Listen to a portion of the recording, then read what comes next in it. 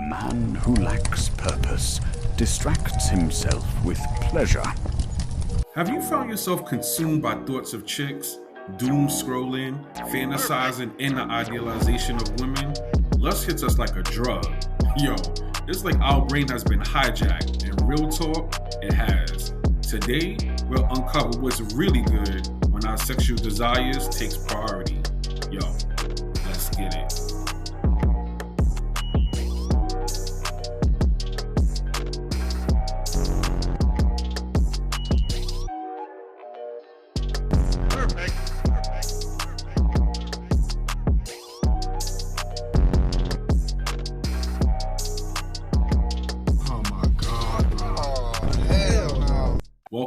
Welcome back to the Resilient Mindset Podcast.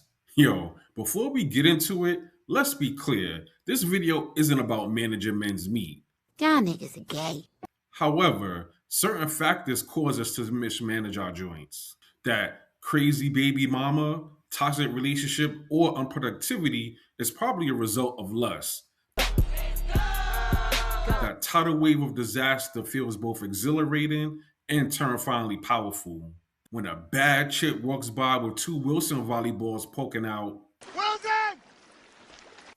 Nah, better yet, two basketballs looking ready for the tip. What? Tip off. I was going to say tip off. In that moment, our logic dips. Run. And we're pulled by an invisible force that seems to have a mind of its own. We overly invest in shorty just to crack, ignoring her blatant red flags. Just me? Part of my projection. What happens when that incredible high leads to a devastating crash? What's the dark side of this all-consuming desire? We're about to air out how lust hijacks our brains, pleasure centers, leading to destructive consequences. More importantly, we're going to give you the practical science-backed steps to break free so you can be the captain, not your impulses. Look at me, sure. I'm the captain now. To understand why lust is so powerful, we need to look at the chemical cocktail it pops off in our brains. At the base of it all is a neurotransmitter you probably heard of, dopamine. When we peep a chick we're super attracted to, our brain's hypothalamus, the command center for primal urges, goes crazy. What do I mean? Our smash sense starts tingling. You didn't think you was just gonna come over here and pull that gun out on me and then leave me, did you? Huh? You better recognize, motherfucker. Oh, you are so sexy. Yeah. It signals a massive release of dopamine into our brain's reward circuit. The same system that gets lit by delicious food, sex, winning, or addictive drugs. This dopamine flood is what co-signs our feelings of euphoria, littiness. Huh? Is that a word? Nope. And boundless energy. It's also what causes obsessive thinking, like when shorty responds super late or leaves our text on red. So fucking tired of this shit.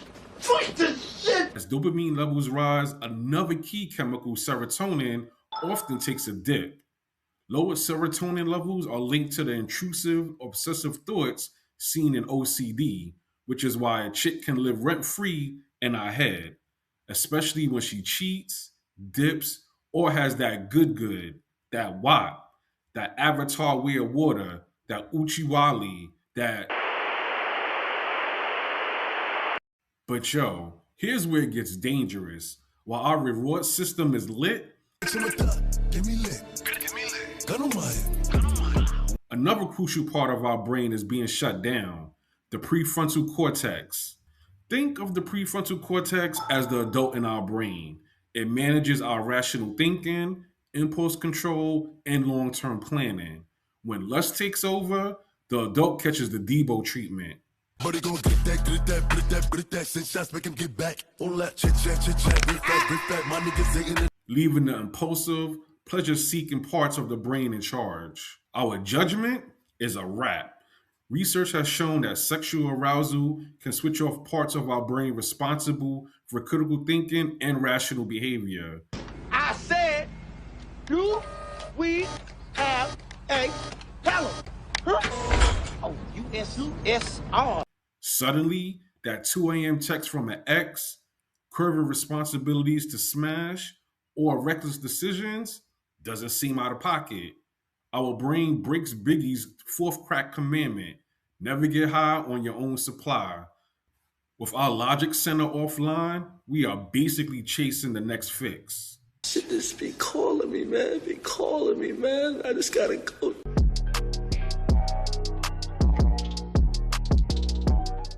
The initial rush of lust feels incredible, but living in a state of a hijacked brain can unravel our lives. When the prefrontal cortex is continuously little broed, our ability to make sound judgments becomes trash. Trash! This can lead to a pattern of impulsive actions and risky behaviors we end up regretting. Psychologists call it an addiction-like cycle. Each time we indulge in lustful thoughts or behaviors, we get a dopamine hit, which feels good for a moment, but just like with any drug, our brain can build a tolerance. Over time, we will need more frequent or more intense stimulation to get that same feeling of pleasure. What do I mean? That fuck 'em up. I'ma do my stuff. This could send us down a spiral of gooning and chasing F-tier stimulation from Pukiana, The Hub, or IG model type chicks. Yeah, that brother's starving. Creating unrealistic expectations that lower our satisfaction with real life chicks. The constant chase for the next high leaves us feeling both physically and emotionally empty. Anxiety and shame take over when the rush inevitably fades. What do I mean? Post-nut clarity. Damn. This cycle challenges our mental health. Unfulfilled lust or results from bad decisions can directly cause anxiety, depression, and low self-worth. When our brains craves a reward and doesn't get it, it triggers deep dissatisfaction and inner turmoil. Like dudes who become super aggressive or violent when a chick curves them. We might even start using lustful thoughts as an escape from our problems, like stress or loneliness, which only deepens the hole.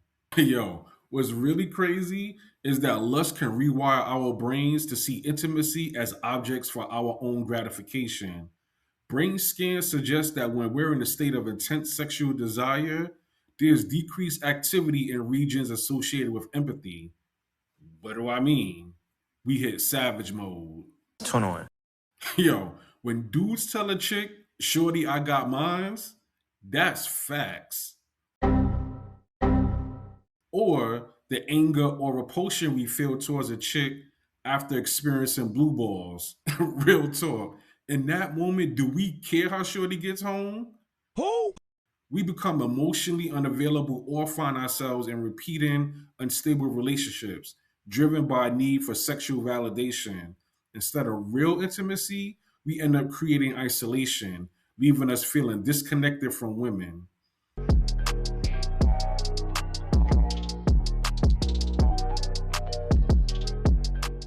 RMP, how do I manage my desire? Glad you asked. The good news, our brain isn't stuck this way. The bad news, we gotta work every day. Our brain can change and form new connections through repeated effort. We can consciously rewire our brains to curb the grip of lust. It takes work, yet by using these 6 practical steps, we can take back control. Step 1, identify triggers and environment. Freedom starts with awareness. Lust just doesn't pop out of nowhere. It's usually sparked by triggers. These can be specific times of the day, places, emotional states like boredom or stress, or the content you consume. Once you peep the patterns, you can break them. If doom scrolling through social media, feeling overwhelmed, or Pukiana playgrounds is a trigger, create a new routine. Yo, willpower isn't enough. You must build an environment that supports your goals. Step 2, interrupt the fantasy. When a lustful thought pops up, our first instinct is to either fight or give in. What if there's a third option? Observe it. Huh? Meditation has been shown to strengthen the prefrontal cortex. Remember the part that lust shuts down? When those urges hit, instead of acting on them, sit with them, acknowledge them, feel them, recognize it's a temporary sensation, and let it pass. Oh, hell no. What y'all want, niggas? Become comfortable with being uncomfortable. This creates a critical gap between the trigger and your reaction, giving you back control. You can also interrupt fantasies. The moment your mind wanders off, bring your thoughts back to your long-term goals or the person you want to become. Gotcha, bitch. Step 3, visualize a new identity. Real talk, our brain often can't tell the difference between a real experience and an imagined one. You can use this to your advantage. Every day, take a few minutes to vividly picture yourself as the person you want to be. Disciplined, focused, and in control. Imagine yourself successfully handling a situation that would normally trigger you. Fake it till you make it literally trains your brain to be in control until it's no longer faking. Over time, your brain will start to accept this new identity as the default setting. Message. Step 4, redirect your energy. Lust generates a massive amount of raw energy. Instead of letting that energy control you, learn to channel it. Find healthy outlets that give you a sense of purpose and accomplishment. Dive into a new hobby, an exercise routine, or a creative project. When you feel that restless energy, redirect it to a productive activity. This distracts you from the urge and releases dopamine for a productive reason, helping to rewire your brain's reward system away from destructive habits. Step 5, deepen connections. This is a huge one, fellas. No homo over this whole conversation. Often a heavy dependence on lust is a low-key substitute for genuine emotional intimacy. Socially awkward dudes, this section is for you. What did you say, nigga? Dudes isolated by choice or rejection, who are labeled as incels or gooners. Focus on building strong, supportive friendships. Community is a powerful antidote to the isolation where lust thrives. If you're a dude in a relationship or situationship, focus on strengthening that connection. Work on communicating openly about your intimate needs and desires. If shorty is weaponizing or withholding intimacy, communicate your boundaries. And if she plays the victim, Cancel that bitch. Step 6, professional support. Yo, if you've been watching my videos, therapy is my go-to. Brother, Real talk, you don't have to go through this alone. If you think your urges are compulsive and going crazy in your life, getting help from a therapist who specializes in compulsive behavior can be a lifesaver.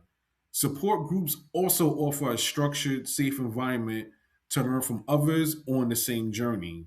Yo, reaching out isn't a sign of weakness. It's a sign of strength and commitment to your well-being. Listen up, man. Lust is a primal force, a chemical storm in the brain that feels absolutely intoxicating. We've seen the dopamine flood can short-circuit our rational mind, leading to a cloudy judgment, addiction-like cycles, and a disconnect from what truly matters. But here's the key takeaway. While the force is powerful, it does not have to be our master. We are not slaves to our impulses. Yo, appreciate you joining this conversation. Which one of these steps hit home the most? Share your thoughts and experience in the comments below. Protecting your peace is a skill. If you're ready to master that and build other skills that empower you, subscribe to this channel and hit that notification bell. We go deep in these topics in every video. Let's continue to build a community of strong, self-respecting men right here. Until next time, stay resilient.